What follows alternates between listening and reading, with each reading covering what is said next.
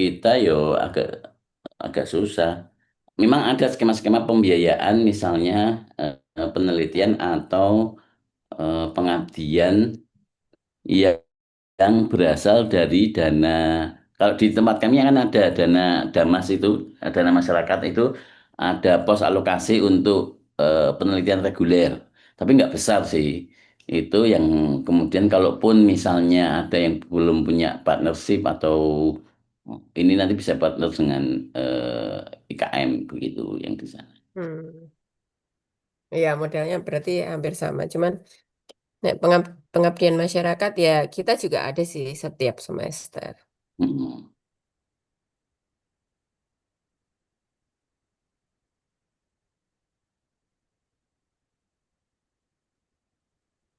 Kadepnya ganti ya, sekarang Mas Kak Sugi ya. Sugi, ya, heeh. Dari kapan itu? Baru saja tahun ini per Januari ini. Oh, per Januari. Oh, per Januari semua kadep di UGM ganti. Oh, itu bisa bareng gitu ya? Mm-mm. Kadep semua struktural kadep ke bawah. Kadep, sekdep, anu kaprodi, kepala lab itu berubah satu semuanya se UGM. Oh, anu, itu Yang satu iya, periode ya. mm-mm, mm-mm. Nanti mungkin tahun ini baru rektor kemudian dekan. Hmm. Yang teknik alat berat siapa sekarang? Pak Ardian. Pak Yosef. Ardian yang dulu kerja sama ya, Radian, bukan? Bukan, bukan. Beda lagi ya. Oh, Pak Ardian, baru pulang dari Jepang. Hmm. Terus kalau ini teknologi rekayasa mesin, Pak Andoko masih ya. oh masih Pak Andoko. Nah, Pak Andoko. Tapi periode kedua ya. Periode kedua. Oh.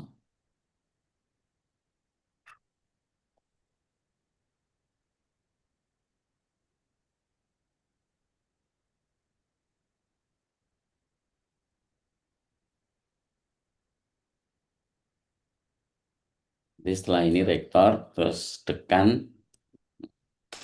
Nah ini kansnya nanti dekan itu malah Pak Lili ini. Oh ya, Oh, oh, oh. oh, ini juga ya, langsung ya. Enggak sih, apa namanya, kalau dilihat dari jabatan yang paling tinggi LK.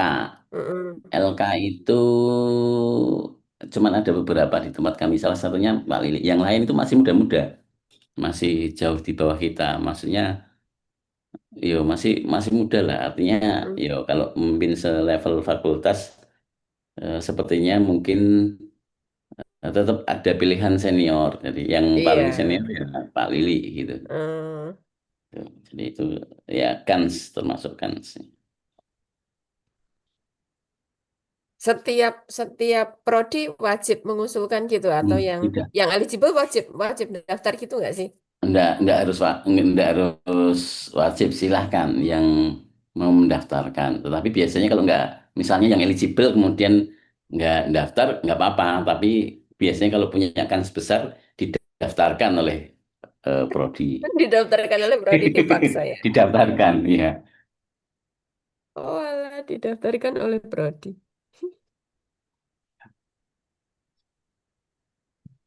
Tapi nganu ya, dosen-dosennya di sana tuh semua sudah murni asli sekolah vokasi ya, bukan misalnya dari luar home base sekolah vokasi gitu enggak?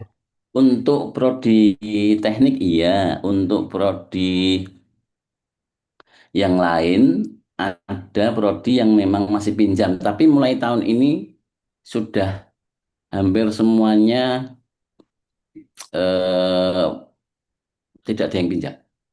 Tapi tetap Hmm, ada ini, Ding, dosen mengajar itu masih ada sih, dari ya. fakultas itu masih ada, tapi dosen home base, dosen pengelola itu mulai tahun ini, ya tahun kemarin itu mulai 2026 ini semuanya adalah murni dari dosen yang home base di sekolah vokasi. Tahun kemarin masih ada dua departemen yang masih pinjam. Nah, masih pinjam dari fakultasnya itu.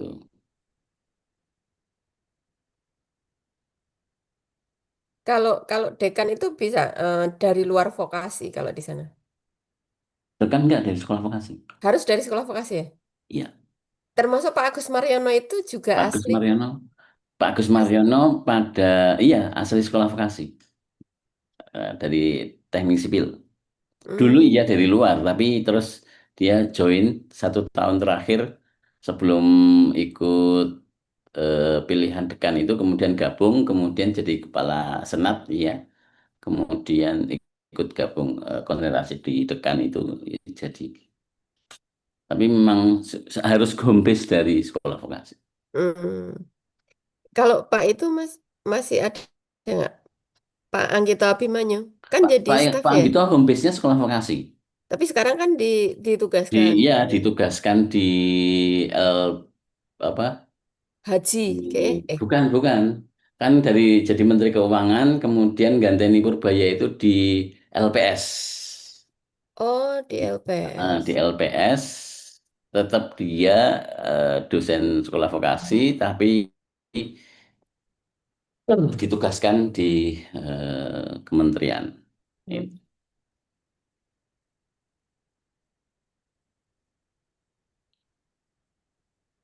Halo Pak Didik. Nggih, Bu. Siap. Ya, apa kabar Pak? Alhamdulillah. Seminggu ini saya kayaknya nggak ketemu Bu tapi nih. Ih, saya dihajar ngajar. Lah sama Bu, selipan terus ya jadwalnya. Selipan terus. Pak Setiawan gimana kabarnya Pak? Jadi, Sehat-sehat alhamdulillah Pak. baik. Iya Pak. Jadi, Nggih, nggih. Enggak. Pak Setiawan satu semester ngajar berapa SKS? saya semester ini 10 SKS. 10. Enak banget ya. Kita tidak boleh lebih dari 12. Oh iya, lah terus Iya, eh, dosen berapa sekarang total? dosanya 22 Mbak ya? 20 sebentar, 24. 24 dua prodi ya. Dua prodi, ya. Jadi Dua kita belas nggak dua boleh belas. SK-nya nggak akan keluar kalau ada yang lebih dari 12 SKS. Lah kalau kurang misalnya, maksudnya ada mata kuliah yang nggak kepegang misalnya dengan jumlah dosen dan batasan 12 SKS itu berarti gimana? Dicarikan luar? Hmm, Atau sejauh ini cukup? sejauh ini cukup. Saya nggak tahu ya, aku seorang dari pengelola yang prodi jadinya nggak begitu tahu. Tapi sejauh ini pengelola itu hanya dapat sekitar 8. Mm-mm. 8 SKS. Kalau yang tidak mengelola sampai dengan 12 SKS. Kemudian, Hmm. tapi yang BKD juga masih banyak sih, hitungannya masih tetap banyak. Karena kan, Publikasi gitu ya. iya, karena kan yang lain-lain. Tapi kalau hanya mengajarnya saja itu eh, saya di 10 apa 9 apa 10 gitu, guys.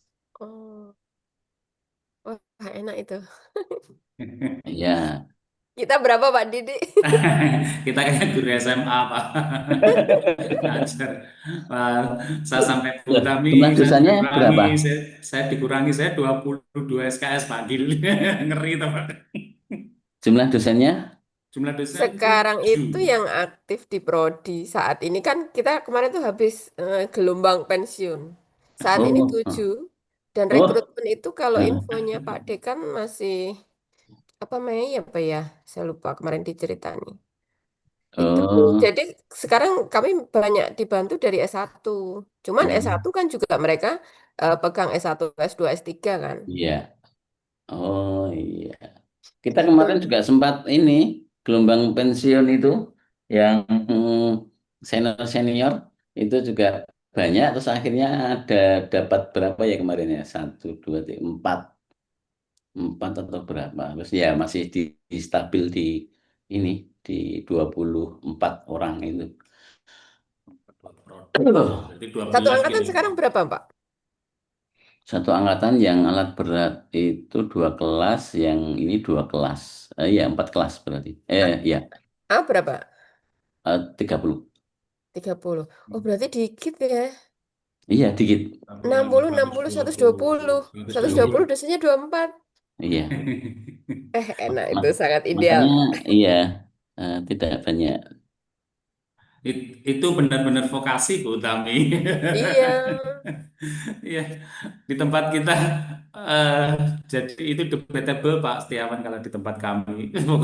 Kami menginginkan ideal juga 30-an, tapi Mahasiswanya sayangnya perangkatan berarti? gimana Pak? Mahasiswanya perangkatan?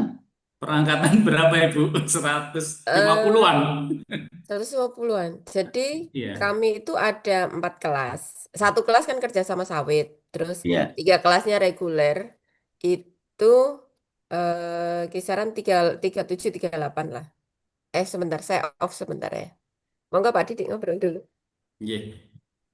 Ya itu Pak. Jadi kapasitas kelas kami di, dimaksimalkan itu 40 untuk diminta dimaksimalkan. Jadi kalau di bawah 35 jangan dibuat mendekati 40. Berarti yang tadinya misalkan 4 kelas kalau bisa jadi 3 kelas gitu, seperti itu. Oh, jadi anu nggih. Per kelasnya yang banyak ya, tapi jumlah kelasnya yang sedikit ya. Ye, Oh, ye. iya iya iya Nah, iya. sehingga kan tidak ideal kalau menurut kami ye, tidak ideal sampai 40 itu nggak bisa bernapas di depan meja Iya. depan sendiri sudah mepet dengan apa Iya. ini Di dengan hitungan apa dosen pengampunya di dengan hitungan whiteboard. yang apa namanya politeknik dulu kami pernah diskusi dengan beberapa politeknik itu ideal itu di 24 sampai maksimal itu 28 malahan sebenarnya. Jadi tidak sampai 30 idealnya per kelas. Cuman kalau Iya, di 24 agak susah juga karena kami juga kan hampir sebagian besar penerimaan itu juga dari Damas nih, ya, dari penerimaan mahasiswa. Jadi kalau jumlahnya kecil juga penerimaannya juga akan sedikit gitu. Sebenarnya ini juga PR juga di tempat kami. Kemarin memang rencana akan menambah mahasiswa ini gitu. Kan kita juga akan nambah dosen, ada beberapa, tapi kemudian juga ada opsi untuk menambah mahasiswa begitu. Nah, itu cuman di peraturan menteri yang sekarang untuk yang tahun iya. 2026 ini tidak boleh ada penambahan jumlah mahasiswa Jumlah kapasitas. mahasiswa. Iya, iya. Ya, itu Itu sama di tempat kami juga sudah dibatasi. ya akhirnya ya sudah masih tetap seperti ini gitu. Iya, Bapak. Yang kami itu sedang mencari apa yang Bapak sampaikan tadi ya, itu bahwa sekolah vokasi politeknik itu kan di 24 sampai 28 tadi. Ya. Tapi itu saya cari dokumen ininya kok nggak nemu, nggih, Pak Setiawan. Mungkin Bapak dulu pengelola ada dokumen yang menyatakan bahwa pendidikan vokasi dan politeknik itu idealnya per, per kelas atau Eh, per rombongan iya. belajar gitu. Apa namanya? Memang seperti tidak ada dokumen resminya. Itu udah lama sekali, Pak. Dulu waktu kami ke Polban ya, Polban itu memang kita diskusikan itu segitu juga gitu. Tapi memang eh,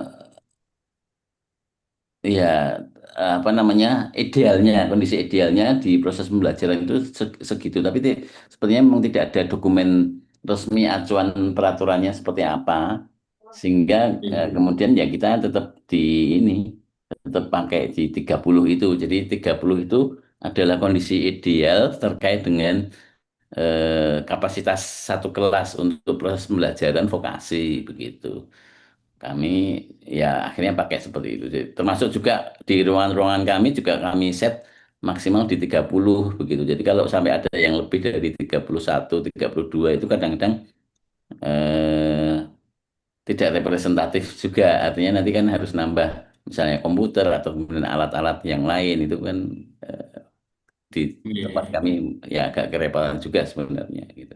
Tapi memang tidak ada dokumen yang resmi menyebut jumlahnya itu di 24 orang itu enggak. Iya.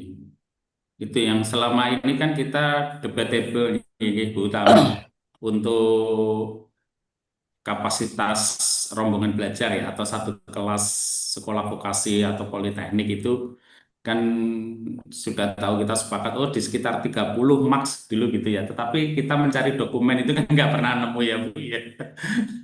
Iya Iya, ternyata ternyata memang tidak ada di tadi Pak Setiawan dia menyatakan di Polban sendiri kita waktu itu ke Polban juga ya memang menyatakan segitu ya Bu tapi kan tidak ada dokumen bahwa pendidikan vokasi adalah sekian sekian ini tidak ada iya, peraturan ya permen atau apalah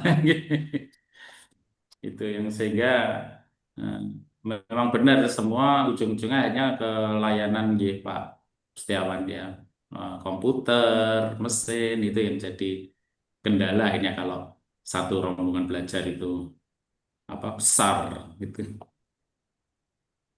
eh, mungkin bisa dimulai ya. Ini ya sudah mau 71. Silakan panitia dimulai saja. Baik, sebelum dimulai, alangkah baiknya untuk seluruh peserta kuliah umum pada kali ini untuk open cam terlebih dahulu ya.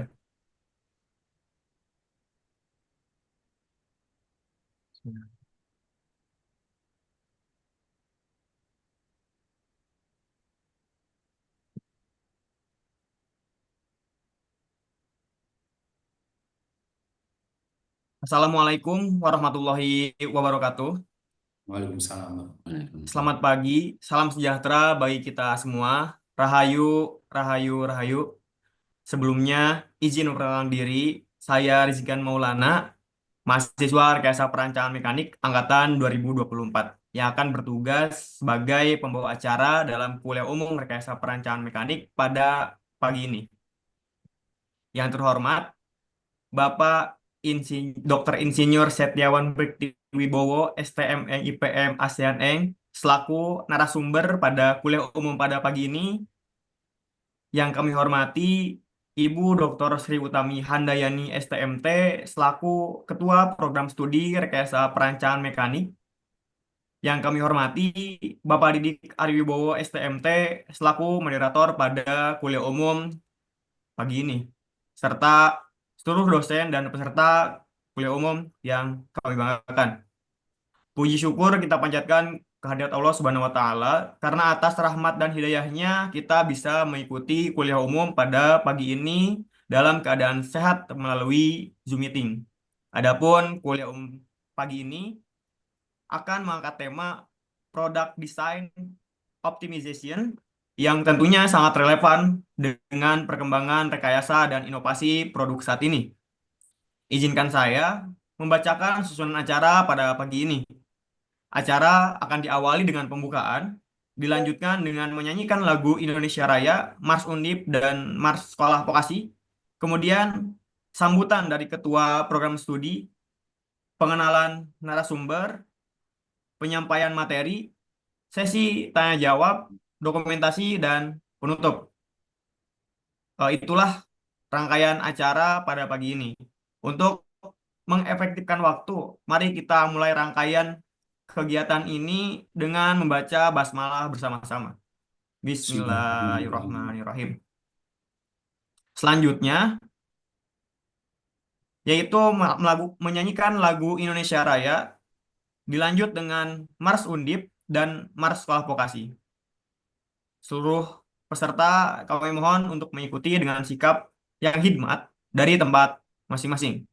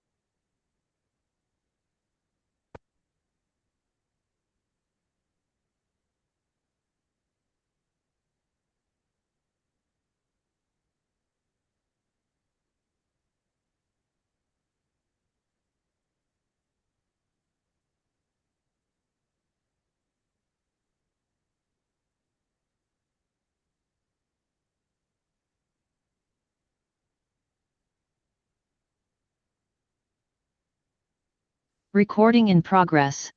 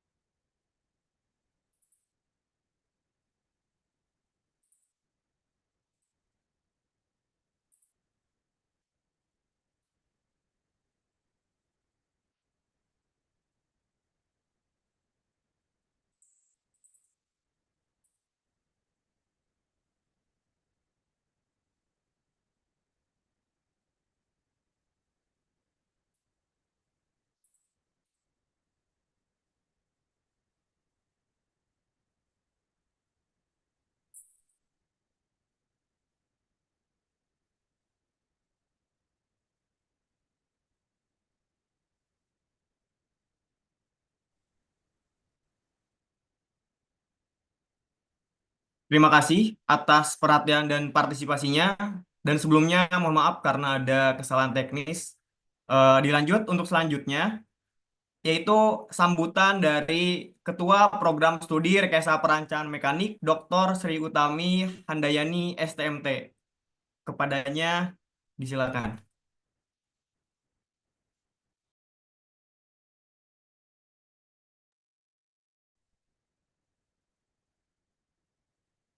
Baik, Assalamualaikum warahmatullahi wabarakatuh.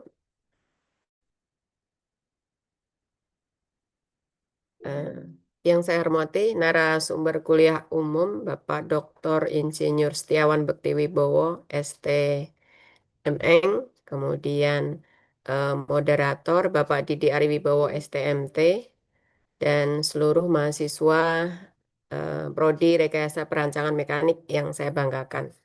Hmm. Segala puji bagi Allah Subhanahu wa Ta'ala, pada hari ini kita bisa berkumpul lagi meskipun di dunia maya dalam kegiatan kuliah umum Product Design Optimization. Kuliah umum ini adalah seri kedua dari yang direncanakan Prodi. Dari yang pertama itu adalah tentang product design, kemudian yang kedua product design optimization. Nah, ini untuk melengkapi materi pada mata kuliah perancangan dua, perancangan satu dan juga perancangan tiga.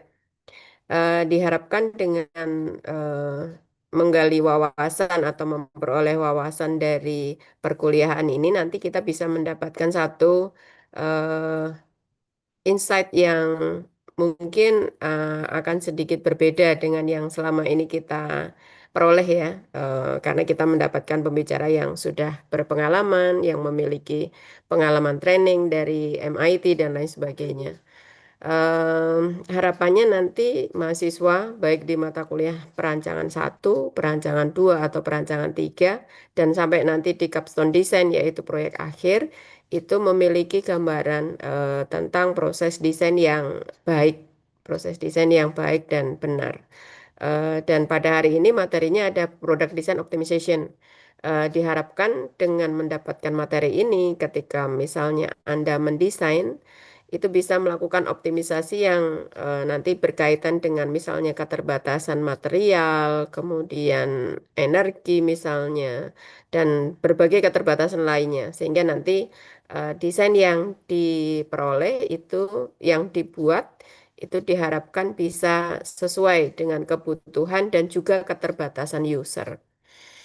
Eh, Silahkan nanti materinya hari ini bisa disimak dengan baik, kemudian dicatat apa-apa hal-hal yang mungkin kurang jelas dan bisa ditanyakan. Bisa juga nanti studi kasus berkaitan dengan misalnya topik perancangan baik satu atau tiga yang Anda alami saat ini. Dari saya mungkin saya cukupkan. Sekali lagi terima kasih untuk Pak Setiawan yang telah berkenan memberikan materi pada hari ini dan juga Pak Didik yang telah berkenan untuk menjadi moderator pada hari ini. Mudah-mudahan materi pada hari ini bisa bermanfaat bagi kita semua. Demikian saya akhiri. Assalamualaikum warahmatullahi wabarakatuh. Waalaikumsalam warahmatullahi wabarakatuh. Terima kasih kami ucapkan kepada Ibu atas sambutan dan arahannya pada pagi ini. Dilanjut untuk selanjutnya yaitu pengenalan moderator kuliah Product Design Optimizing ini pada kali ini. Bapak Didik Ariwibowo, STMT, merupakan dosen rekayasa perancangan mekanik di Universitas Diponegoro sejak tahun 2004 dan saat ini sedang menempuh studi doktoral di bidang teknik mesin di Universitas Diponegoro. Beliau menyelesaikan pendidikan sarjana teknik mesin di ITS Surabaya serta magister teknik mesin di Universitas Diponegoro. Dalam perjalanan profesionalnya, beliau memiliki pengalaman sebagai asisten konsultan teknik serta pernah menjabat sebagai asisten manajer teknik di industri manufaktur. Selain itu, beliau terlibat dalam berbagai proyek mekanikal strategis, termasuk audit energi, perancangan, dan evaluasi fasilitas industri, serta konsultasi desain engineering pada sektor energi. Dengan latar belakang akademik dan pengalaman industri yang kuat di bidang rekayasa perancangan mekanik, beliau akan memandu jalannya sesi kuliah umum pada pagi ini. Demikian profil singkat dari moderator kita untuk membantu jalannya sesi pengenalan narasumber, penyampaian materi, serta diskusi. Kepada Bapak Didik Ariwibowo, STMT, kami persilahkan. Baik, terima kasih Saudara MC. Assalamualaikum warahmatullahi wabarakatuh. Salam sejahtera buat semuanya. Eh, eh, Selamat datang Bapak Dr. Insinyur Setiawan Bekti Wibowo, eh, Sarjana Teknik Master of Engineering dari Sekolah Vokasi UGM. Kemudian selamat datang juga kepada Bapak Ibu dosen Rekayasa Perancangan Mekanik dan adik-adik mahasiswa semuanya. hari ini eh, kita akan melanjutkan apa yang pernah disampaikan oleh Bapak Setiawan tentang produk desain. Dan ini materinya adalah lebih advance lagi. Harapannya nanti banyak pertanyaan ya, Dek ya. Mahasiswa ini terutama nanti yang di tugas perancangan 1 dan 3. Karena selama 2 minggu pasca pemaparan atau pemberian materi atau pemaparan materi dari Bapak Setiawan ini, teman-teman mahasiswa sebenarnya juga sudah menerapkan langkah-langkah dari apa tahapan produk desain itu seperti apa. Nah, ini ada tambahan lagi tentang design optimization yang tentunya nanti jadi wawasan baru ya, insight bagi adik-adik mahasiswa untuk eh, mengerjakan atau menyelesaikan tugas perancangan 1 dan perancangan 3. Dan harapan kami tolong untuk disimak dengan baik, dan monggo mohon izin juga nanti Pak Setiawan, adik-adik mungkin ada banyak pertanyaan-pertanyaan, dipersilakan ya adik-adik mahasiswa, dan mungkin juga Bapak Ibu dosen memantau juga siapa sih yang aktif tanya. Eh, ada tambahan di penilaian perancangan 1 ataupun di perancangan 3. Mungkin itu, dan untuk memperlancar acara seperti biasa, sesi dibagi menjadi 3. Yang pertama pemaparan dari Bapak Dr. Insinyur Setiawan Bekti Wibowo, kemudian nanti ada sesi tanya jawab dan penutup. Seperti itu rangkaian acaranya nanti. Dan untuk sesi pertama pemaparan dari Bapak Dr. Insinyur Setiawan Bekti Wibowo, eh, waktu dan layar dipersilakan, Pak. Ya, matur nuwun Pak Didi. Assalamualaikum warahmatullahi wabarakatuh. Selamat pagi, salam sejahtera untuk kita semuanya. Terima kasih yang pertama Bu Sri Utami ya, atas kesempatannya. Eh, Juga kepada adik-adik semuanya, mahasiswa teknologi rekayasa eh, kali ini kita akan melanjutkan dari apa yang kemarin sudah saya sampaikan ya, terkait dengan sekedar ini ya. Oke, terkait dengan produk development. Nah, kali ini sebenarnya melanjutkan dalam proses produk development ini, tetapi difokuskan pada bagaimana proses optimasi itu dilakukan. Sehingga kali ini kita akan membahas lebih lanjut setelah sebuah produk itu dirancang, kemudian hal-hal apa saja nanti yang harus kita lakukan. Tidak hanya di proses optimasi itu, sebenarnya lingkupnya cukup luas nanti ya, mulai dari bagaimana proses validasi produk sampai dengan nanti optimasi juga itu sendiri, kemudian sampai dengan testing, dan nanti bagaimana terkait juga dengan reliability, kehandalan, maupun nanti proses kesiapan eh,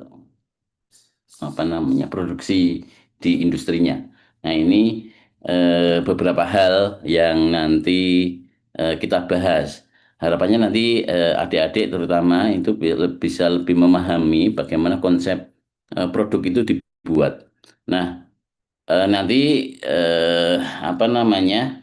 Kami berharap nanti akan ada diskusi juga ya. Nanti adik-adik nanti bisa menanyakan tentang kasus yang ditangani atau rencana perencanaan yang akan dilaksanakan itu seperti apa. Jadi ada beberapa yang nanti kita bahas. Pertama terkait dengan optimasi desain itu sendiri. Kemudian ada validasi produk dan analisis reliability, jadi kehandalan. Jadi produk itu tidak hanya cukup kemudian sampai dengan dia itu kita lihat performanya bagus, tapi kemudian reliability atau kehandalan itu juga harus kita pikirkan, termasuk manajemen risikonya. Jadi apa saja yang nanti akan dihadapi terkait dengan produk setelah kita produksi. Risiko-risiko yang mungkin terjadi itu seperti apa. Juga ini kesiapan nanti ya, kesiapan teknologi itu apakah kemudian bisa langsung kita launching di pasar atau bagaimana nanti akan kita bahas. Oke, baik. Jadi beberapa hal dari dalam perancangan mekanik nanti mungkin saya agak sedikit cepat karena nanti biar mungkin waktu untuk diskusi bisa lebih maksimal begitu. Ada beberapa dasar perancangan mekanik. Yang pertama adalah tentunya di mekanika tekniknya ya. Mekanika teknik terkait dengan kekuatan ya, ke konstruksi dan lain sebagainya. Termasuk nanti di kekuatan materialnya ya pemilihan material, jenis material yang cocok seperti apa. Kemudian juga ada analisis statistik maupun dinamiknya. Jadi kalau kemudian kita perlu ada pembebanan yang baik itu statis maupun dinamis, maka kita harus menghitung itu. Kemudian ada juga faktor keamanan ya. Jadi tidak hanya selesai bahwa ini kuat untuk sampai dengan sekian, tapi kemudian kita ada safety factor yang kemudian harus kita perhitungkan.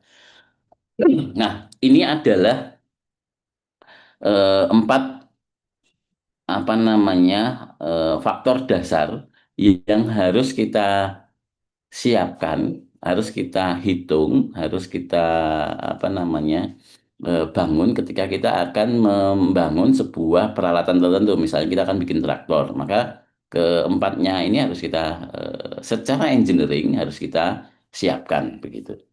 Nah, tetapi di dalam faktor-faktor yang ada di sini ada beberapa evaluasi yang harus kita lakukan. Artinya tidak hanya sekedar sisi engineeringnya saja, tapi kemudian bagaimana faktor-faktor lain itu berpengaruh, misalnya dari sisi ekonomisnya, dari segi available untuk apa namanya kemungkinan bisa dibuatnya, jadi availability for production-nya itu bisa nggak ini dibuat? Jangan-jangan kita membuat ini tapi kemudian nggak bisa dibikin begitu.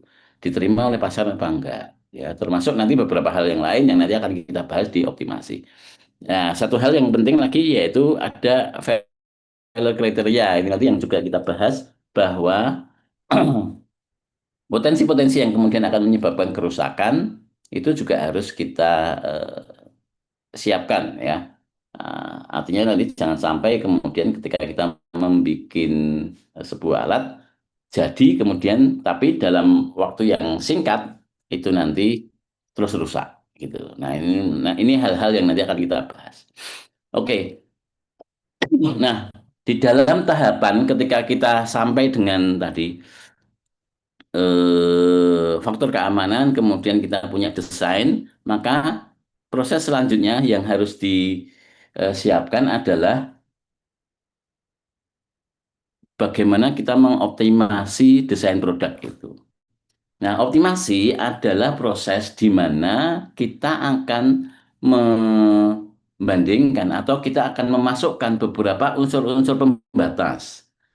Jadi ada beberapa eh, kriteria lain yang kemudian harus kita masukkan selain dari sisi engineering juga.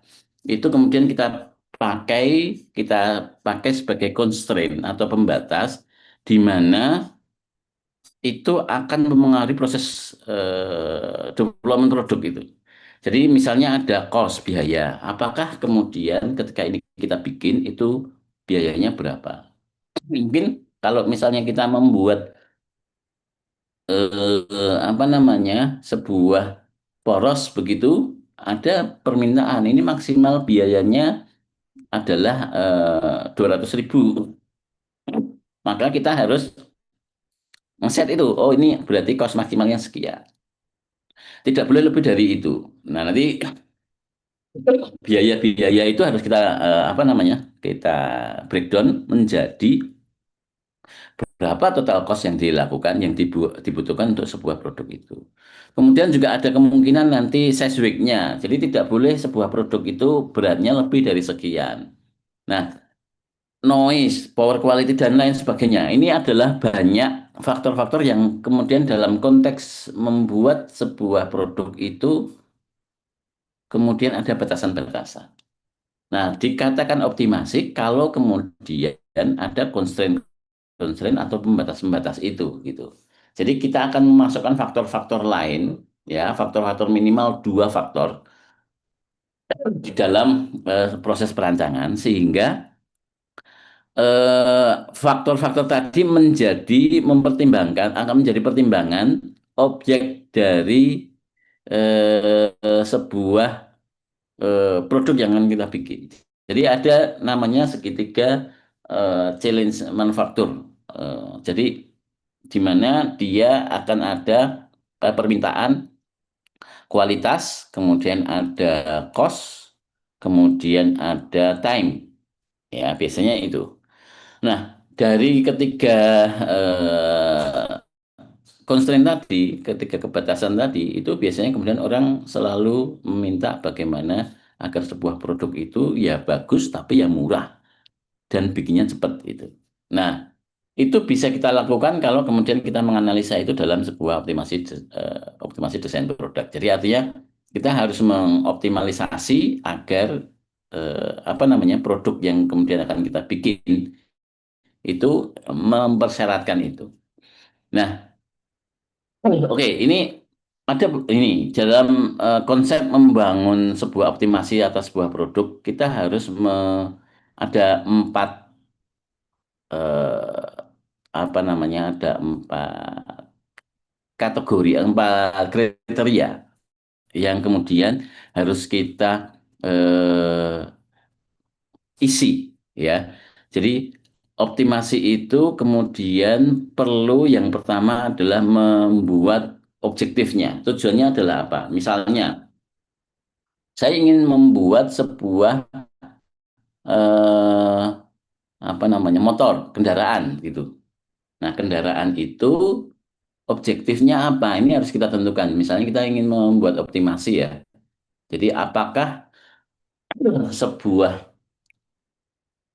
motor itu bisa nggak kita ingin membuat motor yang memiliki kemampuan untuk apa namanya kecepatan tinggi gitu ya.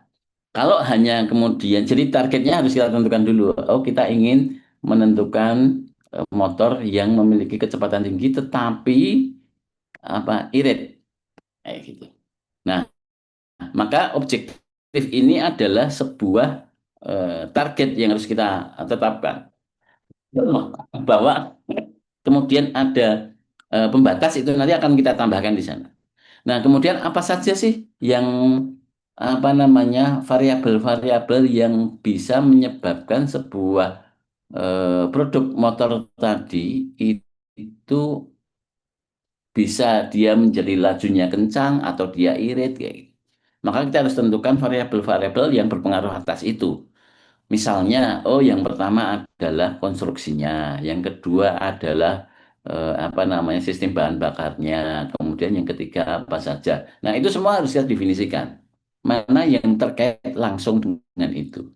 Sehingga nanti akan ada di object function itu akan ada fungsi. Ya, ada sebuah fungsi di mana fungsinya kita ingin mendapatkan daya terbesar. Misalnya kita tadi ya, saya oke, motor yang kemudian memiliki daya yang besar. Sehingga kita akan dapat fungsi misalnya, oh dayanya adalah W gitu ya. W sama dengan fungsi dari desain variabel yang ada itu. Jadi kita ingin membuat motor, objektifnya apa, targetnya adalah seperti apa, kemudian apa saja variabel-variabel yang terkait itu, misalnya tadi apa namanya, konsumsi bahan bakarnya, konstruksinya dan lain sebagainya itu sebagai sebuah variabel. Kemudian ada constraint. Constraint itu adalah batasan. Kapan dia eh, boleh dilakukan ini? Misalnya, saya bisa membuat motor dengan kecepatan tinggi atau daya yang besar itu, tetapi eh, apa ukuran pistonnya atau ukuran ini mesinnya besar gitu ya pasti kayak gitu ya. Misalnya kita bikin cc-nya di cc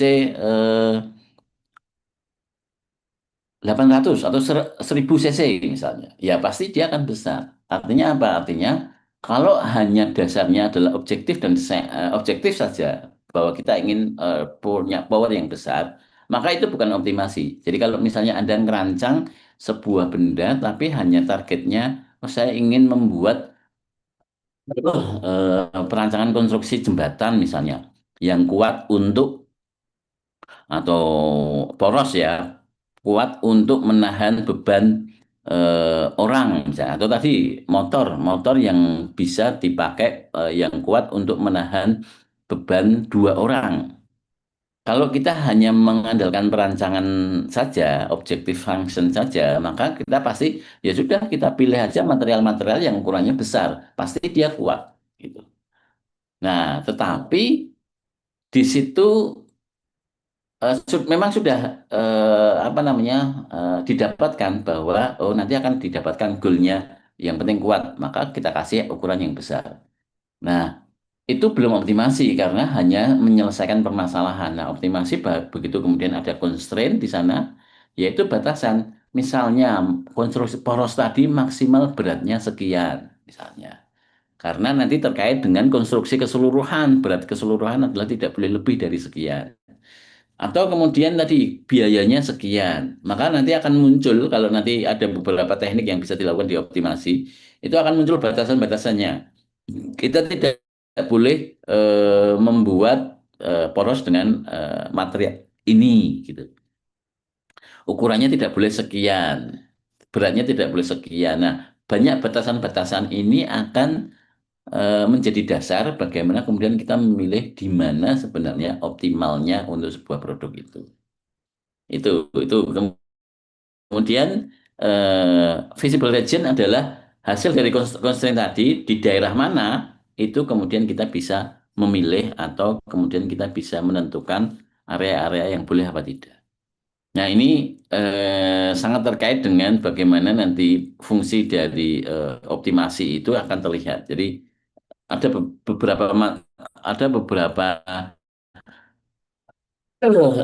apa namanya teknik yang bisa digunakan. Nah, ini bagaimana objektif itu dilakukan ya, misalnya meminimasi berat, jadi mengurangi massa produk yang efisien, material transportasi penting untuk aplikasi aerospace otomotif ya. Jadi misalnya kita ingin membuat kendaraan yang ringan, misalnya kayak gitu. Maka minimasi berat ini menjadi penting. Nanti tapi batasnya apa? Batasnya minimal, misalnya constraint-nya adalah power yang dihasilkan harus minimal sekian. Nah, nanti akan ada constraint, itu ada batasan apakah dia minimal, apakah dia maksimal berdasarkan performa yang kita inginkan. Misalnya tadi minimasi berat, tapi syaratnya daya yang dikeluarkan tidak boleh kurang dari sekian. Jadi karena kita kecilkan misalnya. Kemudian maksimasi kekuatan. Jadi kita akan membuat sebuah alat yang dia memiliki kekuatan yang tinggi, tadi seperti saya katakan membuat poros. Porosnya itu kalau semakin besar atau konstruksi untuk ukuran yang semakin besar, maka dia akan pasti semakin kuat begitu. Tetapi hal yang lain yang terjadi adalah pasti semakin berat atau cost-nya semakin besar. Nah, inilah yang kemudian kita constraint bahwa oh maksimal sekian gitu. Meminimasi biaya, kita bisa kemudian menghitung bagaimana caranya kita mengurangi material-material yang ada, ya, tetapi kemudian tetap performa yang lain kita sebagai constraint. Ini boleh kita kurangi, tetapi terkait dengan apa namanya performa, misalnya harus minimal, misalnya dari yang harus dikeluarkan sekian. Nah, itu bagian dari constraint. Nah, nanti kumpulan-kumpulan yang ada tadi ini nanti bisa kita apa namanya buat dalam Pareto konsep. Jadi kemudian nanti antara constraint-constraint yang ada dalam sebuah grafik yang kemudian bisa kita turunkan bagaimana objek dari yang kita lakukan, dari produk yang akan kita desain. Ada beberapa cara ya, ada beberapa cara di dalam kita itu melakukan optimasi. Ada analytical optimasi, kita bisa menghitung berdasarkan analitik. Kemudian ada yang numerik optimasi, kita apa namanya menggunakan sebenarnya bersama ya, Cuman ini menggunakan teknik komputasi, kemudian ada DOE, Design of Experiment. Jadi kita merancang apa namanya pengaruh sebuah variabel terhadap variabel yang lain atas dasar apa namanya pola eksperimen yang akan kita bikin. Ada response surface method, ini sampling ya. Jadi tekniknya ada teknik sampling untuk membuat matematik model, tapi kemudian ada teknik samplingnya. Kemudian ada juga topologi optimasi. Kita tidak akan bahas semuanya karena ini teoritis. Nanti adik-adik bisa membaca ya 1 sampai 4 itu di buku-buku banyak menjalankan seperti itu. Jadi banyak sekali yang membahas tentang bagaimana tentang teknik optimasi, menghitung seperti itu. Isinya matematik semuanya ya. Nah, sebagai contoh ini ya, untuk yang nomor 1 sampai nomor 4 itu ya. Misalnya saya ingin membuat sebuah radiator begitu. Radiator itu akan saya pasangkan di mobil misalnya atau motor lah ya sekarang. Jadi untuk pendingin mesin mobil. Nah, kemampuan dari pendinginan itu didefinisikan dalam jumlah flux yang bisa dialirkan ya, jumlah perpindahan kalornya sebesar Q gitu. Minimal harus sekian apa namanya kapasitas kilojoule yang harus apa harus ditransfer gitu. Jadi kemampuan untuk memindahkan energi panas ya pemindahan panasnya sekian sekian joule. Nah, maka di dalam merancang itu tidak hanya berhenti pada menghitung berapa sih kemudian dibutuhkan untuk apa namanya kemampuan berhenti sampai Q-nya saja ya, menghitung berapa kemampuan transfer kalornya saja. Ya, karena kalau hanya sampai di situ, maka kita akan bisa atau kita akan menghitung itu ukurannya jadi besar sekali misalnya. Itu pasti selesai ya. Kalau misalnya kita bikin radiator ini yang ukurannya misalnya 1 meter kali 1 meter pasti selesai gitu. Ya, tetapi kalau kita bikin segitu, nah itu nanti nggak bisa dipasang di mobil gitu. Nah, oleh karena itu adanya constraint itu adalah ini yang nomor 2 dan nomor 3 adalah kemudian memenuhi batas ruang. Memenuhi batas ruang, eh, ya, sebentar, sebentar.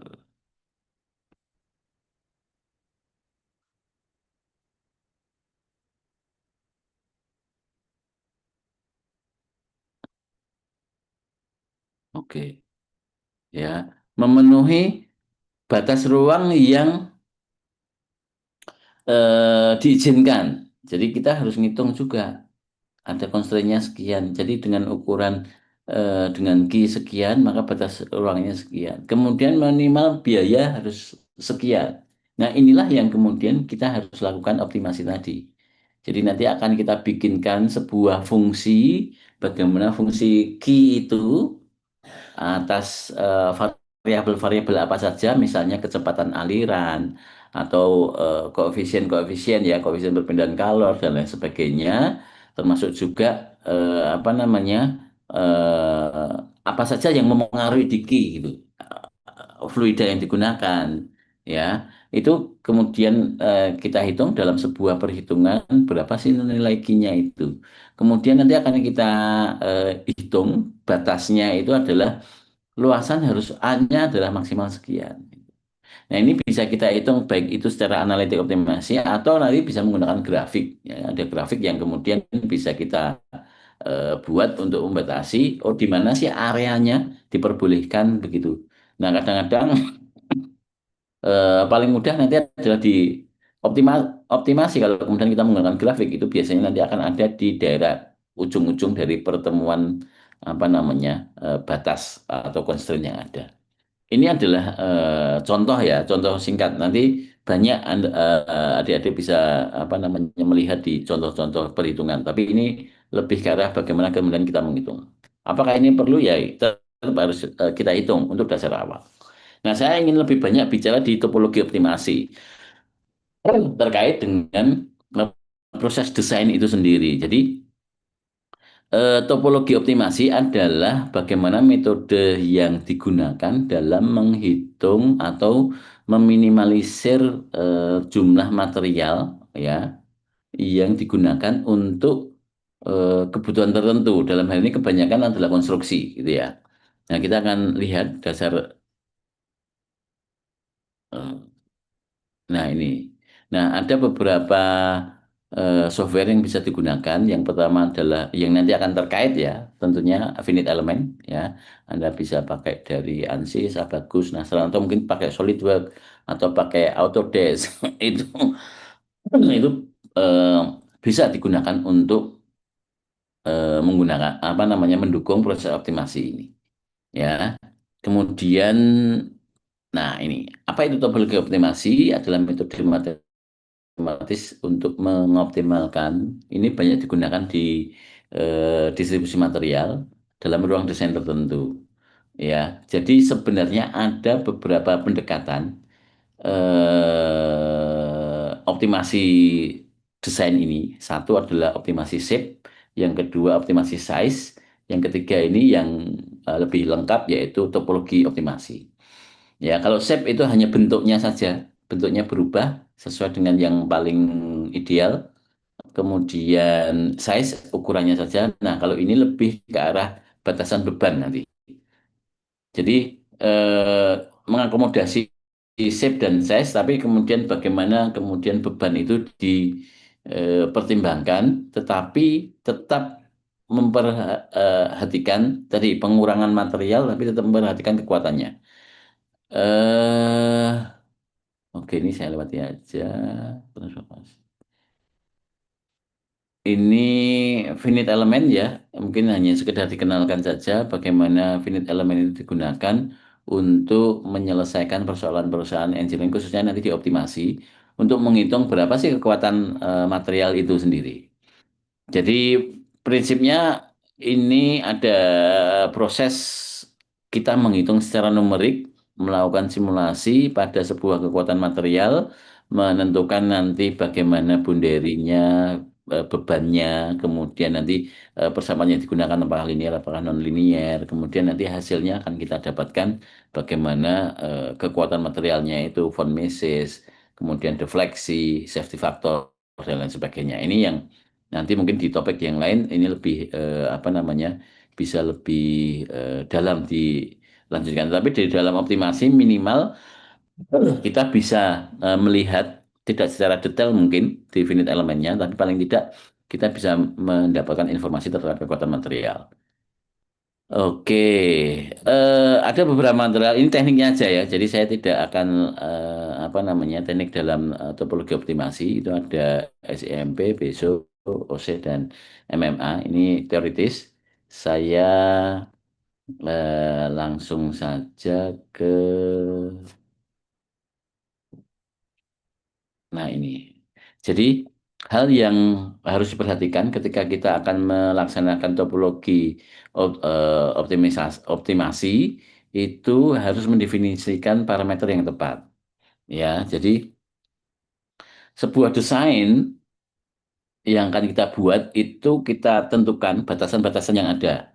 Misalnya batasan kondisi bebannya atau penyangganya, batasan manufaktur dan lain sebagainya. Ini yang kemudian harus kita tetapkan agar eh, ketika nanti dari software atau dari ya nanti akan kita menggunakan software ya, itu nanti mendistribusikan pengurangan material itu nanti bisa secara tepat itu dilakukan. Termasuk juga nanti batasan manufaktur misalnya, oh ini tidak bisa dibikin, maka kita harus menetapkan di misalnya ketebalan minimumnya berapa atau misalnya ada sudut overhang dan lain sebagainya.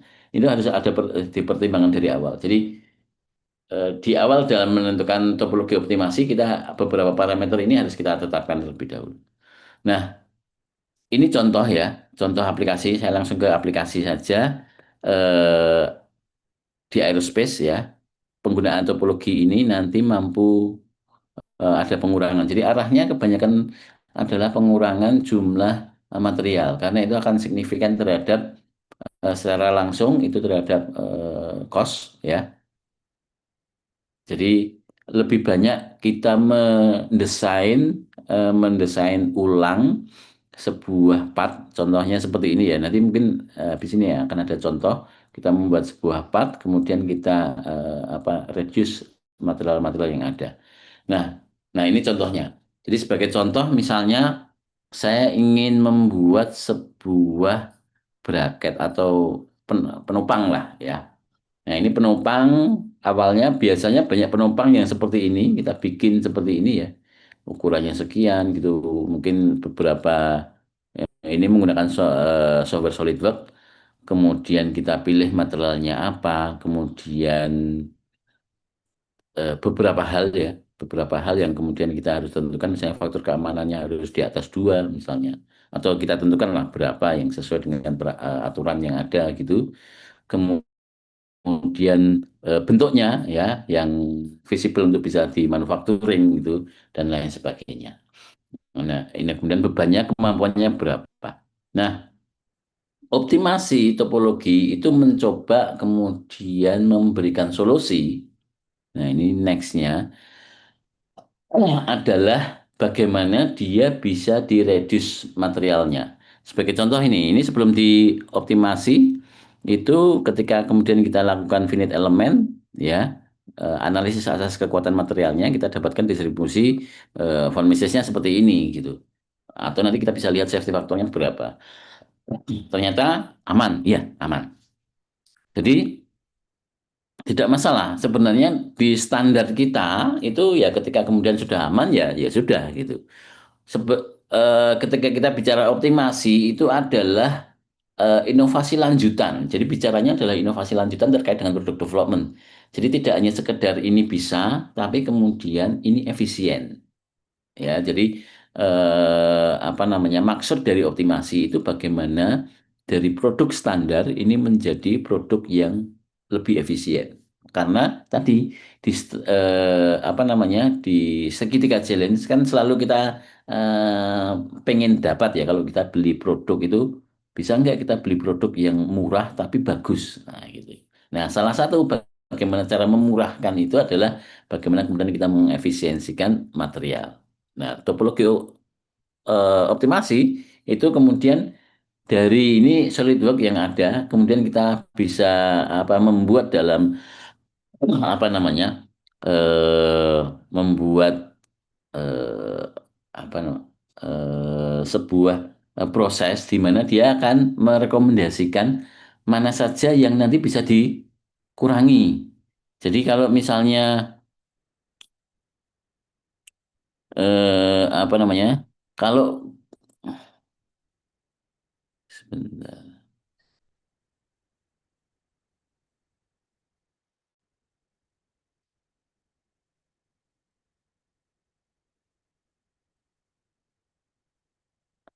Gitu ya. Nah, ini.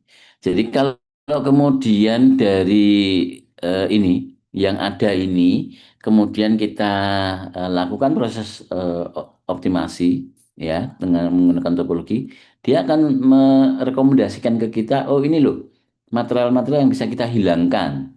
Sehingga ini ada kemudian mereka akan merekomendasikan di mana saja yang bisa kita hilangkan.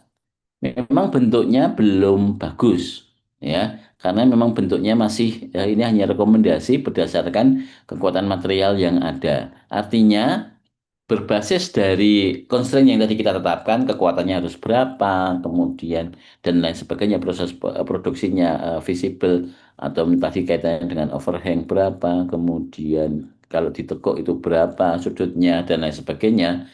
Itu setelah kita tetapkan, maka dia akan menghasilkan rekomendasi seperti ini. Nah, inilah yang nanti kita redesain ulang menjadi bentuk yang seperti ini gitu. Jadi awalnya seperti ini, kemudian bisa kita redesain seperti ini. Nah, ini pun kemudian bisa kita cek dengan finite element kembali bagaimana distribusinya ini. Termasuk nanti sampai dengan faktor safety faktornya. Nah, perlu diperhatikan, ini terutama adik-adik yang merancang ya. Jadi safety factor itu kan ada aturannya. Misalnya untuk beban statis berapa, 1,2, kemudian ada yang bukan dinamis. itu bisa sampai 2 sampai 3 dan lain sebagainya. Itu eh, begini, kalau safety factor itu, kenapa harus ada safety factor itu? Karena mungkin nanti di pembicaraan terakhir ya. Jadi ada hal-hal yang kadang-kadang di luar prediksi kita itu terjadi. Misalnya tiba-tiba ada beban lebih. Yang kita naik motor lah misalnya. Naik motor itu kalau di rancangan basicnya itu eh, ya hanya dipakai untuk 2 orang. Tapi kadang-kadang ya mungkin karena sering wah ini kuat-kuat gitu dipakai cenglu ya untuk berboncengan 3 orang gitu. Nah kita nggak tahu kadang-kadang seperti itu dilakukan gitu. Nah kalau kita kemudian hanya berbasis pada 2 orang sehingga kita ngitung hanya di 80 kali 80 kali 2 kilo misalnya. Maka ya begitu dipakai 3 orang, maka dia akan rangkanya patah misalnya kayak gitu. Nah, oleh karena itu safety factor itu gunanya adalah tadi kalau kemudian sampai ada hal-hal di luar yang kita rencanakan itu terjadi, maka dia bisa tetap meredam itu begitu. Tetapi penggunaan safety factor adalah cost. Artinya kalau kemudian kita bikin safety factornya itu sampai dengan ya udah kita kuatkan saja sampai dengan 50 misalnya. Maka itu pemborosan. Jadi kita harus mengoptimasi di sana. Nah, termasuk yang pertama ini tadi ketika kemudian kita bicara ini ya, ini kita pakai ada kemungkinan mungkin ada safety factor yang nilainya cukup besar begitu. Nah, ini pemborosan. Maka dengan adanya topologi optimasi ini bisa kita kurangi jumlah material yang ada sehingga menjadi safety factor yang ada itu relatif merata. Karena ada bagian safety factor yang mungkin di situ cukup tinggi ya, artinya inefisien, tapi juga ada yang batas minimum gitu. Nah, inilah yang kemudian bagaimana kita mengoptimalkan itu di dalam topologi optimasi sehingga lebih banyak yang merata, sehingga tidak terlalu boros ya, material juga tidak terlalu boros, tapi keselamatan atau keamanan dari partnya ini tetap terjaga. Nah, dengan kita mengurangi seperti ini, masa berkurang, ini contohnya ya, sampai dengan 60%. Kemudian lebih cocok untuk beberapa casting ya dan lain sebagainya. Jadi ada rekomendasi-rekomendasi yang kemudian bisa kita lakukan atas bentuk-bentuk yang kita desain itu. Termasuk kalau kita membuat rangka, ya, oh bagaimana sih, apakah ukurannya berapa? Maka adanya optimasi topologi ini itu bisa memperbaiki atau bisa merekomendasikan kira-kira menjadi bentuknya seperti apa dan tetap efisien begitu. Nah, sebagian besar proses topologi memang diarahkan untuk reduce material. Ini optimasi panel sandwich ya. Ini terkait dengan teknik yang apa namanya digunakan ya. Bagaimana apa namanya menggunakan metode Pareto ya dalam mengidentifikasi beberapa objek mana yang paling optimal misalnya. Nah, ini mungkin next jadi dalam konteks yang lebih lanjut begitu. Nah, ada satu lagi selain topologi optimasi yaitu satu teknologi terbaru ya di dalam optimasi yaitu generative design. Jadi satu level di atas topologi optimasi ada generative design. Ini juga sudah tersedia di beberapa software-software CAD ya, 3D model begitu. Nah, apa itu gitu? Sebenarnya hampir sama dengan topologi optimasi. Dia akan merekomendasikan bentuk dari sebuah part material, bentuk dan lain sebagainya, size, shape dan lain sebagainya. Tetapi ini lebih dalam konteks bahwa dia membuat sesuatu yang baru. Jadi pendekatan perancangan berbasis komputasi ya. Jadi ini juga ada konsep-konsep AI juga di sana. Kemudian akan membuat apa namanya sebuah prosedur ini memberikan advice desain dari komputer. Ini memang cukup bagus ini. Jadi bagaimana kemudian memberikan, oh ini loh, kira-kira kayak gini. Jadi mereka yang akan memberikan. Ingat tapi bahwa apa yang disampaikan dari komputer itu tidak bisa mentah-mentah kita gunakan. Tetap harus kita cek lagi. Seperti optimasi tadi, dia akan menghasilkan rekomendasi seperti apa yang akan dikurangi, tapi kemudian kita perbaiki lagi dan kemudian harus kita cek kembali, misalnya dalam finite element nilainya seperti apa, apakah masih aman atau tidak. Gitu. Nah, generative design lebih general, ya sifatnya lebih general. Kalau di ini nih ada penjelasannya. Apa sih bedanya dengan topologi gitu ya? Kalau topologi itu mengoptimasi distribusi material dalam satu domain geometri yang sudah ditentukan. Jadi kita sudah ada tadi ya material yang akan dibentuk kayak gini, kemudian fokus pada solusi terbaik berdasarkan kriteria tunggal atau terbatas yang kita tetapkan. Misalnya yang kekuatannya harus sekian, di sini ada apa namanya untuk bebannya ada di sini, kemudian sendi-sendinya ada di sini, maka dia akan membuat rekomendasinya. Nah, kalau generative design itu akan memunculkan banyak solusi desain. Ya, karena pendekatannya multi parameter ya. Jadi di sana ada banyak constraint yang harus kita masukkan. Oh, ini sekian nih kayak gini kayak gini. Maka dia akan memberikan alternatif desain. Jadi kalau tadi bentuknya hanya apa namanya? Bentuknya hanya seperti itu kalau di topologi. Nah, kalau generative design dia memberikan solusi bentuk yang lain bisa ya. Beban dia akan memperhitungkan beberapa apa namanya parameter lain, ada beban, biaya, manufaktur, safety factor itu yang apa namanya lebih lebih lanjut gitu. Nah, tentunya ini generative design ini nanti juga bagian dari yang ke depan adalah integrasi AI dan algoritma yang sekarang banyak dikembangkan. Adik-adik juga ini tantangan baru juga bagaimana kemudian desain itu secara AI itu juga bisa digeneratif. Jadi ini arahnya generatif ini ke arah AI juga. Kemudian bagaimana dia bisa memberikan oh ini pertimbangan-pertimbangan seperti apa gitu. Nah, tentunya antara topologi optimasi dan generative design itu nanti menjadi satu kolaborasi ya. Ada mengoptimasinya menjadi sebuah karya produk yang bisa apa namanya secara simultan nanti bisa digunakan dua-duanya ya. Jadi bagaimana kita bisa mengoptimasikan dari bentuk yang ada atau kemudian kalau di desain generative design itu kemudian dia memunculkan alternatif alternatif yang lain. Tentunya seperti ChatGPT lah. Jadi di ChatGPT itu kita bisa oh bikinkan ini kayak gitu, maka dia akan bikin.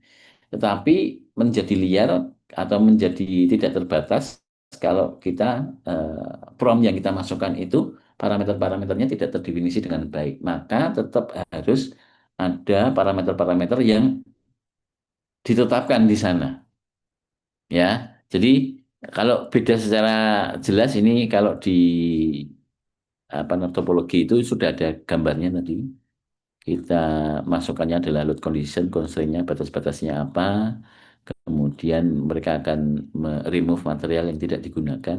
Ya, hasilnya adalah optimization shape with defined boundaries. Jadi dia tetap, oh ini loh, apa namanya, bentuknya ini kayak gini gitu ya rekomendasinya.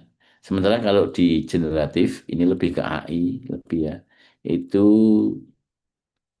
ada load condition, kemudian ada parameter-parameter yang kita tetapkan, biaya ya termasuk kemudahan dipegang dan lain sebagainya, kekuatan dan lain sebagainya ya. Kemudian ada pilihan, ada banyak pilihan. Nah ini inovatif from that meet objective, jadi akan memiliki banyak opsi ya, ada banyak opsi yang kemudian bisa keluar dari sini ya itu. Jadi cukup menarik ini generative design ini dan ini cukup sekarang banyak dikembangkan di software ya, di Fusion kayak gitu ya, di apa namanya SolidWorks gitu juga ada. Gitu. Nah, eh, prinsip di generative design itu mengikuti ini apa ada mulai dari bagaimana algoritma yang disusun, kemudian ada genetik algoritma menggunakan apa namanya algoritma-algoritma yang kemudian yang kita tetapkan parameter-parameter yang ada itu seperti apa. Nanti dia akan membuat sendiri. Oh ini seperti ini batasannya. Jadi ini sangat mirip dengan penggunaan apa kalau adik-adik menggunakan apa namanya AI begitu ya. Nah ini makanya lebih ke arah bagaimana AI assist ini mesin learning ya itu diproduksi. Bagaimana desain itu kemudian dia bisa apa namanya menghasilkan alternatif-alternatif desain itu seperti apa. Ini konsep di generative design. Nah, beberapa material yang digunakan itu juga termasuk yang aspek kritis ya dalam generative design. Jadi tidak hanya bentuknya, kemudian mereka juga bisa memberikan solusi untuk materialnya seperti apa dengan data yang cukup akurat. Misalnya nanti ini pemilihan materialnya apakah kemudian yang di dalamnya ada kosong-kosong kayak gini atau kemudian basisnya karbon, serat kayak gitu. Ya, itu yang kemudian yang sekarang ya dengan teknologi material yang sekarang ini juga mereka bisa memberikan solusi begitu. Jadi bagaimana properti mekaniknya kekuatan ininya, kekuatan konstruksinya, kekuatan materialnya, ya, database, material database ini semuanya juga sudah terinclude di dalam generative design. Termasuk juga multi material design. Jadi platform generative design itu memungkinkan kombinasi. Jadi beberapa material itu nanti disusun. Oh ini lebih ke arah misalnya nanti sebuah produk ini akan apa namanya ada yang perlu misalnya nanti akan ada gesekan. Maka yang satu dibikin kuat, yang satu dibikin lebih lentur misalnya kayak gitu. Nah, hal-hal yang seperti ini nanti dia sudah bisa mengenerate. Kalau di topologi belum bisa karena dia murni ke arah shape ya shape pengembangan dari shape ya materialnya seperti apa kekuatan materialnya seperti apa kemudian bentuknya dia akan rekomendasikan seperti apa gitu. Nah proses selanjutnya adalah bahwa ketika kemudian kita sudah membuat konsep desain sama seperti yang kemarin maka di dalam optimasi itu ada proses manufacturingnya ya. Nah, beberapa yang sering digunakan di dalam proses optimasi ya itu banyak menggunakan tiga teknologi ini ya. Yang pertama additive manufacturing menggunakan 3D printer atau semacamnya. 3D printer itu ada beberapa teknologi ya, baik itu yang basisnya FDM yang selama ini banyak ada ya, misalnya menggunakan PLA, ABS, tapi juga ada juga yang basisnya karbon, ada juga yang FDM ya, basisnya apa namanya silikon ya dan lain sebagainya. Banyak sekali sekarang material-material yang banyak digunakan di FDM. Tapi juga ada juga yang basisnya additive manufacturing itu adalah sintering misalnya. Jadi SLS ya, tipe SLS itu kemudian dia bisa membuat material-material berbahan dasar dari eh, metal ya, menggunakan bubuk-bubuk atau bubuk-bubuk metal yang kemudian dilaser menggunakan teknik sintering, kemudian dia akan menghasilkan bentuk tiga dimensi dari metal. Nah, ini banyak dipakai di teknologi aerospace ya. Jadi kalau di luar negeri sudah sering, sudah banyak, tapi memang masih mahal gitu. Nah, oleh karena itu additive manufacturing termasuk bagaimana teknologi ke depan karena terkait dengan apa namanya proses manufacturing yang nanti hal-hal yang kemudian terkait dengan optimasi atau generative design itu bisa diproduksi dengan mudah dengan aditif ini. Kemudian CNC machining ya, CNC machining ini ya kita sering dapatkan terkait dengan bagaimana membuat apa namanya dengan mesin-mesin CNC. Perlu diingat bahwa di CNC machining ini teknologinya sekarang juga sudah luar biasa, juga nanti bisa menggunakan laser juga dan lain sebagainya. Jadi teknologi CNC-nya yang kita yang banyak dipertimbangkan dalam apa proses machiningnya. Nanti untuk apa namanya aktuatornya bisa menggunakan cutter, bisa menggunakan laser, bisa menggunakan teknologi yang lain. Itu saya kira eh, apa variasi dari teknik permesinan yang ada. Coba selanjutnya adalah casting ya. Ini juga banyak digunakan. Teknologi casting ini juga apa namanya sangat fleksibel digunakan untuk membuat bentuk-bentuk material yang tadi sudah dioptimasi tadi. Jadi tiga proses ini yang paling banyak digunakan di dalam proses desain manual. Karena sifatnya fleksibel ya, bentuk apapun bisa dibuat begitu. Itu kemudian, nah ini untuk aditif ya, saya kira penggunaan aditif manufaktur sekarang juga sudah cukup banyak ya fleksibilitas dalam membuat peralatan ya termasuk juga peralatan-peralatan yang mungkin sifatnya selama ini agak susah dibikin dalam konsep subtraktif manufacturing ya yang pemakanan ya dengan menggunakan mesin bubut, mesin milling atau CNC itu pun masih susah. Dengan menggunakan aditif itu lebih mudah. Misalnya kita ingin membuat barang di dalam kotak itu ya, maka dengan aditif itu dengan mudah bisa dibikin. Ya, sementara kalau membuat menggunakan subtraktif, menggunakan CNC atau milling itu harus dibuat dalam konsep apa namanya? Dalam konsep assembly. Ya, kalau di aditif bisa dalam bentuk kompleks pun tetap bisa dibuat dalam sekali produksi. Gitu. Ini kelebihannya. Tapi memang keterbatasan material yang saat ini masih banyak dikembangkan.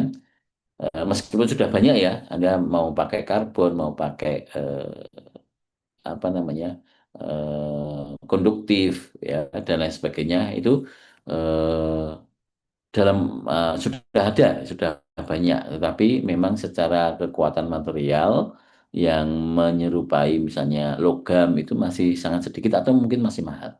Itu. Itu untuk additive manufacturing. Nah, kemudian, nah beberapa yang kemarin sebenarnya sudah saya singgung juga terkait penggunaan mesin learning AI ya, AI dalam dunia manufacturing. Ini ke depan ini juga cukup banyak ya penggunaannya. Jadi integrasi AI ya dan cloud computing ini sudah merambah juga di dunia manufaktur ya penggunaan machine learning, design exploration, cloud computing, parametric modeling itu data collection ini sudah banyak. Jadi kalau misalnya Anda punya foto ya bahkan sekarang ya kalau punya foto itu kemudian foto mobil lah misalnya atau foto part begitu itu begitu dimasukkan ke AI nanti Anda bisa dengan langsung bisa didapatkan bagaimana model 3D modelnya itu cepat sekali. Kemarin saya diperlihatkan oleh seorang mahasiswa ini Pak bikin kayak gini cepat, weh, sudah sampai segini gitu ya. Jadi luar biasa teknologi ini. Nah ini bisa kita manfaatkan untuk tadi terkait dengan produk development. Jadi kita punya optimasi juga sama ya. Jadi prosesnya bagaimana kemudian sebuah produk itu kemudian AI itu membantu kita dalam mengoptimalkan tadi bentuk-bentuk yang ada sehingga menjadi di jawaban atas segitiga challenge of manufacturing ya murah tapi bagus ya dan cepat itu bisa terjawab.